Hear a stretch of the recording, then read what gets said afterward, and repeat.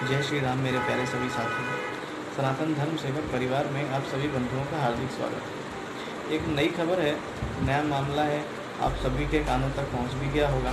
जैसा कि हम सभी देख रहे हैं कि एडवोकेट वसीम रिजवी ने एक जनहित याचिका दायर की है और उसमें कुरान में मौजूद 26 आयतों को संशोधित करने की बात कही गई थी, यानी कि उन आयतों को कुरान से हटाने की बात कही गई है। तो मुझे लगता है कि अब आप सब लोग समझ गए होंगे उन आयतों में क्या ऐसा है जिसको हटाने की बात कही जा रही है। उन आयतों में सांप्रदायिक हिंसा भड़काने, काफिरों की हत्या करने, यानी जो इस्लाम को नहीं मानते हैं उनकी हत्या करने तक की बात कही गई है। और ऐसी बातें एडवोकेट वसीम रिजवी के हिसाब से धार्मिक कट्टरपंथ को बढ़ावा देती हैं और आतंकवाद की ओर मुसलमानों को खींच रही हैं। इसलिए उन्होंने इस प्रकार की जनहित याचिका दी है। मगर जैसे ही उन्होंने जनहित याचिका दायर की है कोर्ट में, वैसे ही उनके ऊपर कई मुल्ला मौलानाओं ने फतवे जारी करने चालू कर दिए हैं। अब आप लोगों की समझदारी, भाईचारे की बात करते हो भाई, तो सीधी सी बात है, अब भाईचारा निभा लो। अगर वह आयतें गलत हैं जिसमें लिखा गया है कि काफिरों की हत्या कर दो, जो इस्लाम को नहीं मानता उनकी हत्या कर दो, तो ऐसी आयतों का सीधी सी बात है हटना ज़रूरी है। तो उसमें तकलीफ़ क्या है मुल्ला मौलानाओं को, क्योंकि वो ये चाहते ही नहीं हैं। ठीक, दूसरी ओर एक विवाद आप सब तक और पहुंच ही गया होगा। गाज़ियाबाद का एक मंदिर, शिव शक्ति धाम, जहाँ पे एक बच्चा पानी पीने गया था, उसको वहाँ पुजारियों ने, महंत ने शायद थप्पड़ मार दिया। उसके बाद पुजारी पे, महंत पे केस हो गया। उस मंदिर के बाहर लिखा हुआ है यहाँ मुसलमानों का आना प्रतिबंधित है, मतलब हिंदू धर्म के अलावा वहाँ पे कोई और जा ही नहीं सकता, मतलब मुसलमान, स्पेशली मुसलमान अंदर जा ही नहीं सकता। मेरा सवाल है कि मुसलमान अंदर मंदिर में क्या करने जाता है?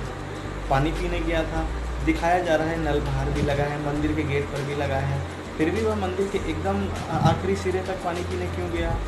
लेकिन नहीं समझ में आएगा। भाईचारा निभाना है, भाई निभा लो भाईचारा। कब तक निभाओगे? उस दिन के ना मेहमान हो। मंदिर से बोर्ड हटाने की बात कही जा रही है, क्यों मंदिर से बोर्ड हटाया जाएगा? हिंदू मंदिरों में, हिंदू धार्मिक स्थानों पर मुसलमानों का क्या काम है? तुम भी मार के भगा दो ना। हम मस्जिद मज़ार पे जाते हैं खोपड़ी पटकने के लिए, तुम भी भगा दो वहाँ से, सब फोड़ के भगा दो। हम तो चाहते हैं तुम ऐसा करो, लेकिन नहीं, तुम चाहोगे नहीं कि हम ऐसा करें। सर्वधर्म संभाव की बात है, हिंदुत्व के ऊपर ठीकरा फोड़ना है। हिंदू ने मार दिया मुसलमान के बच्चे को। 90% 80% आबादी होती है मुसलमानों के ऐसे गाँव में जहाँ मठ मंदिर सुरक्षित नहीं होते, चोरी डकैती हो जाती है रातों रात। यहाँ तक कि तांबे का, पीतल के जो बर्तन रखे होते हैं वो तक उठा लिए जाते हैं। लेकिन फिर भी तुम ही लोगों को भाईचारा निभाना है इन पंचर पुत्रों के साथ, तो समझ में नहीं आ रहा है अभी भी।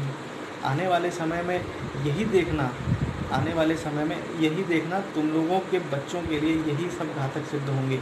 इन्हीं की दोस्ती तुम्हारे बच्चों के लिए घातक सिद्ध होगी, क्योंकि तुम लोगों को अभी समझ नहीं आ रहा है, अभी जागरूक नहीं हो रहे हो। मंदिर में लगे बोर्ड को हटाने के लिए लोकल का एक विधायक है, असलम चौधरी करके शायद उसका नाम है, मुझे पूरी तरीके से नाम नहीं पता, वो धमकी दे रहा है।